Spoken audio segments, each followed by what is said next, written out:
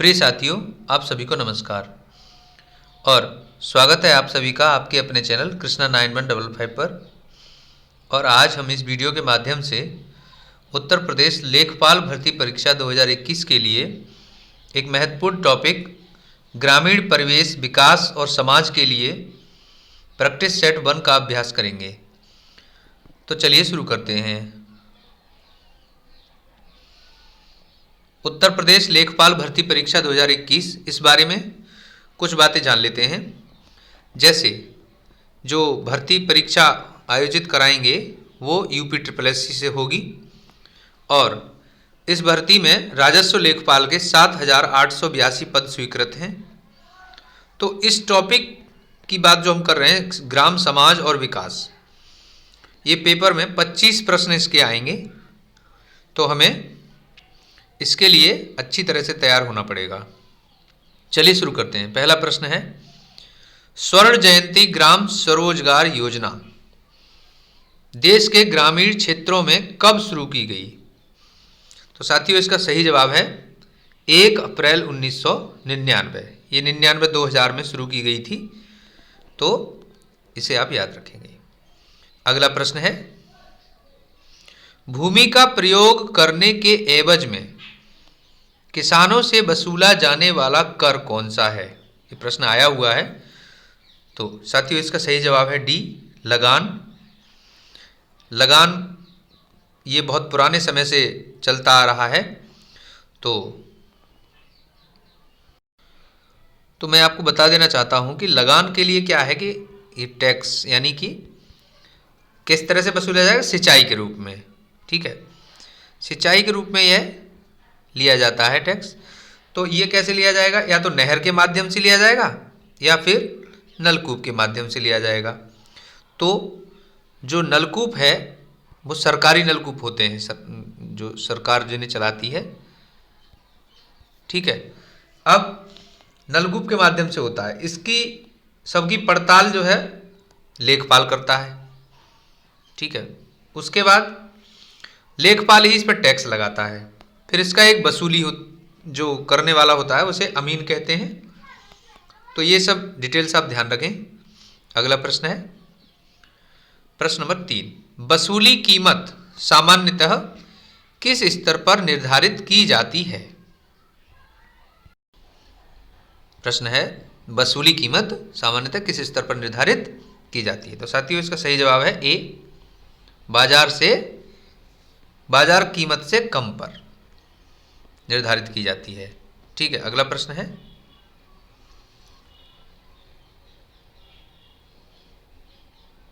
पूछा गया प्रश्न है, जोत बही में पृष्ठों की संख्या कितनी होती है?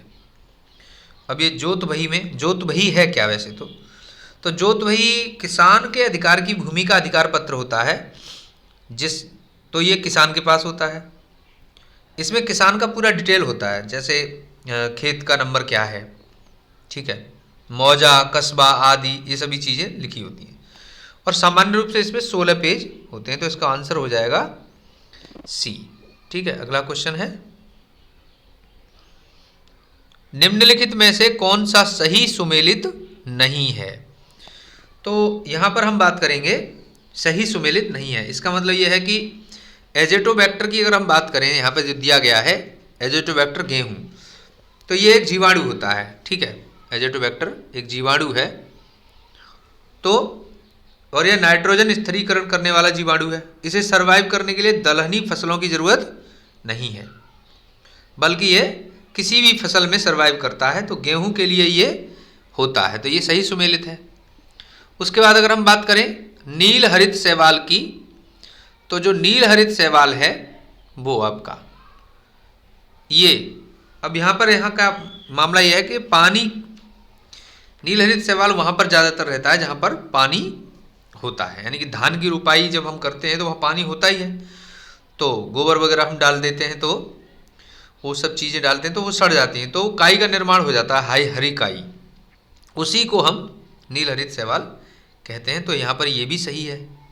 ठीक है, अगला है राइजोबियम लेग्यूमिनिसेरम, मटर, यानी कि ये एक जीवाणु है और ये दलहनी फसलों की जड़ों में सर्वाइव करते हैं। जैसे मटर, चना, अरहर, मूंग, इस प्रकार की, तो इसका मतलब ये भी सही है। ठीक है, तो अब चूंकि ये 3 सही हैं तो एक तो गलत होगा ही होगा, तो आंसर हो जाएगा इसका डी, यानी एजोला मक्का। चूंकि एजोला क्या है, एजोला भी एक जीवाणु है जो कि मक्का के खेतों में नहीं बल्कि धान के खेतों में पाया जाता है। ठीक है, अगला प्रश्न है, गेहूं की खेती के लिए कौन से उर्वरक का प्रयोग करेंगे? तो गेहूं की खेती के लिए उर्वरक का प्रयोग हाँ नाइट्रोजन का करेंगे। हम डाई वगैरह लगाते हैं जिसमें यूरिया 46% नाइट्रोजन रहता है, लिखा हुआ उस पर, आप सबने देखा होगा। तो ये नाइट्रोजन सबसे ज़्यादा इम्पोर्टेंट है, क्योंकि नाइट्रोजन जो है वो वायुमंडल से डायरेक्ट पेड़ पौधे नहीं लेते हैं, बल्कि ये स्थिरीकरण किए गए नाइट्रेट का प्रयोग करते हैं। ठीक है, तो सबसे ज़्यादा गेहूं की खेती के लिए सामान्य आवश्यकता ह्यूमस होती है, यानी ह्यूमस क्या है कि सड़ी गली खाद होती है, जिसे हम जैविक उर्वरक कहते हैं। ठीक है, तो इसका आंसर हो जाएगा बी, नाइट्रोजन। अगला क्वेश्चन है, हाँ जी, लेखपाल खसरा तैयार करके अगले वर्ष जमा कर देता है, किसको जमा करेगा? तो लेखपाल पूरे एक साल का जो डिटेल्स रहता है, ब्यौरा रहता है, उसको पूरा करने के बाद लास्ट में बना करके कंप्लीट जो रिकॉर्ड मैनुअल करता है उसको किसके पास जमा करेगा? तो वो रजिस्ट्रार कानूनगो के पास जमा करेगा, जो उसके ऊपर का अधिकारी होता है उसको वो जमा कर देगा। यानी लेखपाल जो पड़ताल करता है उस दस्तावेज को खसरा कहते हैं हम। ठीक है, खसरा। उसके बाद इसमें किसान के फसल का विवरण दिया रहता है और साल के पूरा होने पर यह कानूनगो या रजिस्ट्रार कानूनगो के पास जमा कर देता है। ठीक है, अगला प्रश्न है प्रश्न नंबर 8, निम्नलिखित में से किस उपकरण का उपयोग भूमापन में नहीं किया जाता है? तो भूमापन में यहाँ जरीब का उपयोग होता है, कंपास का भी प्रयोग करते हैं, थियोडोलाइट का भी, पायरोमीटर का प्रयोग नहीं करते, ये तापमान नापने के लिए होता है। ठीक है, तापमान, तो ये इसमें नहीं करते हैं, तो इसका आंसर हो जाएगा डी। ठीक है, अगला प्रश्न है, पृथ्वी के उत्तरी गोलार्ध में सुई का उत्तरी सिरा झुका होता है। पृथ्वी के उत्तरी गोलार्ध में, हम पृथ्वी बनाओ, ये पृथ्वी है और इसमें ये उत्तरी गोलार्ध है। ठीक है, और ये दक्षिणी गोलार्ध है। तो उत्तरी गोलार्ध में जो आपका जो सुई का सिरा है वो सामान्यतः नीचे की ओर झुका रहता है, तो इसका उत्तर जो है वो आपका ए हो जाएगा। ठीक है, दिशात्मक बात करें तो वो जैसे ये है नॉर्थ, साउथ, ईस्ट और वेस्ट, तो चूंकि उत्तरी गोलार्ध में ऊपर की अभी हम बात कर रहे थे, ये उत्तरी गोलार्ध में कंसीडर कर लेंगे। तो सुई का उत्तरी सामान्यतः ऊपर की ओर होता है, लेकिन झुकाव उसका अगर हम देखें तो वो नीचे की ओर होगा। ठीक है, अगला प्रश्न है यहाँ पर, हाँ, निम्नलिखित में से कौन सा कथन स्वजल धारा योजना के लिए सही है? क्या है? यह राज्य सरकार के स्वामित्व में है, यह केंद्र सरकार के स्वामित्व में है, यह राज्य सरकार एवं स्थानीय निकाय के स्वामित्व में है, यह केंद्र सरकार एवं स्थानीय समुदाय के स्वामित्व में है। तो इसका आंसर जो है वो डी है, यह केंद्र सरकार एवं स्थानीय समुदाय के स्वामित्व में है। ठीक है, स्वजल धारा योजना, इसके लिए आप याद रखें। अगला प्रश्न है प्रश्न नंबर 11, जवाहर ग्राम समृद्धि योजना के प्रमुख उद्देश्य हैं।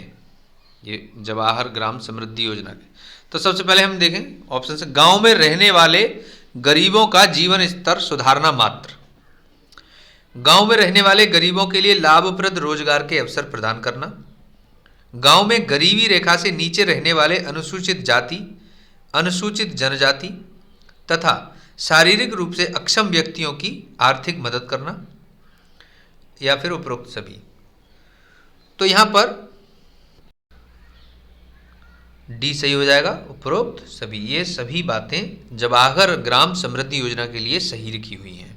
ठीक है, तो आप ध्यान रखेंगे, यहाँ पर 3 नए प्रश्न बनाए जा सकते हैं। अगला प्रश्न है, किस व्यवस्था में भूमि पर ग्राम समुदाय का संयुक्त स्वामित्व होता था?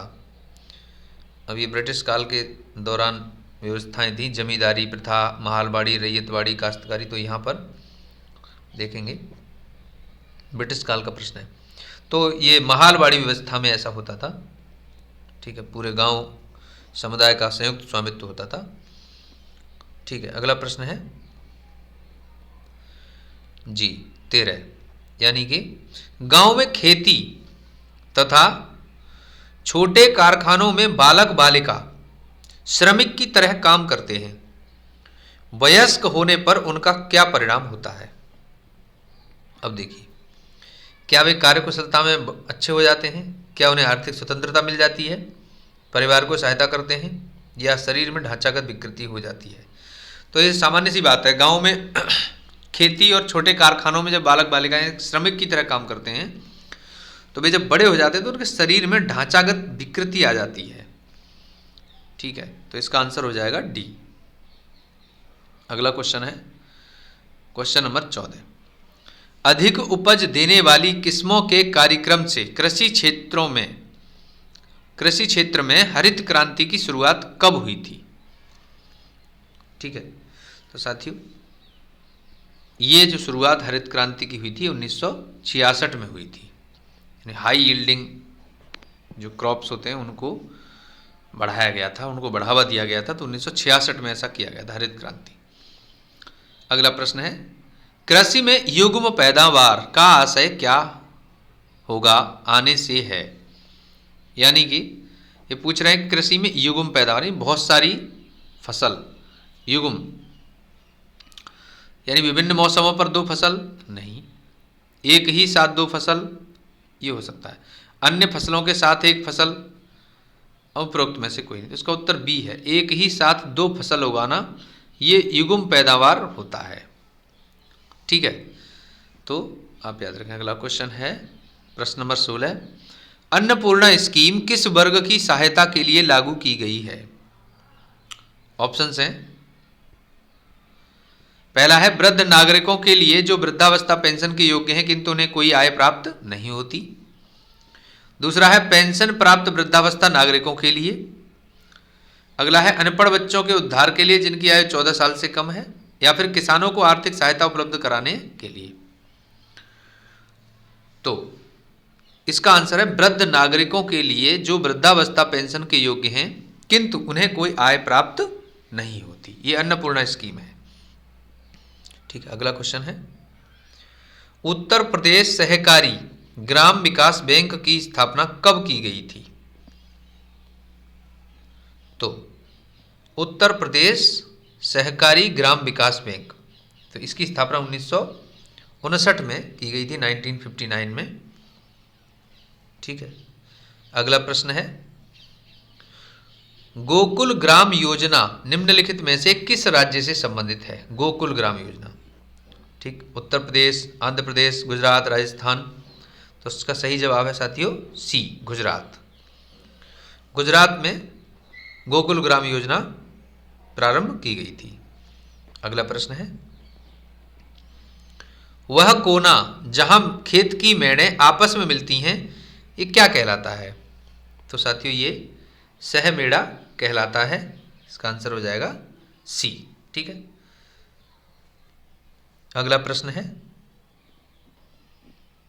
भारत का कौन सा राज्य है जो डिजिटल हस्ताक्षरित रिकॉर्ड की कैडेस्ट्रल मैप से जुड़ने की प्रक्रिया को पूरा कर लिया गया है या कर चुका है? तो इसका सही उत्तर है ए, त्रिपुरा। यहां पर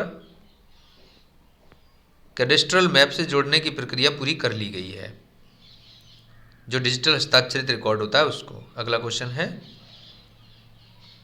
जी, अगला क्वेश्चन है, गंटर जरीब की लंबाई क्या होती है? ठीक है, तो गंटर जरीब की जो लंबाई होती है वो 64 फुट होती है। इसका उत्तर हो जाएगा ए। ठीक है, अगला प्रश्न है प्रश्न नंबर 22, 1 एकड़ कितने वर्ग गज के बराबर होता है? ठीक है, 1 एकड़ कितने वर्ग गज के बराबर होता है? तो इसका उत्तर हो जाएगा ए, 4840 वर्ग गज के बराबर होता है। इसका आंसर हो जाएगा ए, याद रखेंगे आप। अगला प्रश्न है, जरीबी लाइन की ओर जाने वाली मेड़ को क्या कहा जाता है? ठीक है, जरीबी लाइन की ओर जाने वाली मेड़ को क्या कहा जाता है? तो इसका आंसर है ए, दाखिली मोड़, ये कहा जाता है। ठीक है, अगला प्रश्न है प्रश्न नंबर 24, भारत में सामान्यतया खेती की कौन सी पद्धति अपनाई जाती है? देखिए, भारत में विभिन्न प्रकार की खेती तो हम करते हैं, लेकिन जो पद्धति है वो है मिश्रित खेती, ये हम अपनाते हैं। ठीक है, तो इसका आंसर हो जाएगा बी। अगला क्वेश्चन है, हरा सोना नाम से किस फसल को जाना जाता है? तो देखिए, हरा सोना अफीम को माना जाता है, इसका उत्तर हो जाएगा ए। ठीक है, तो ये 25 प्रश्न हमने काफ़ी अच्छी रिसर्च के बाद आप लोगों के लिए प्रस्तुत किए हैं। तो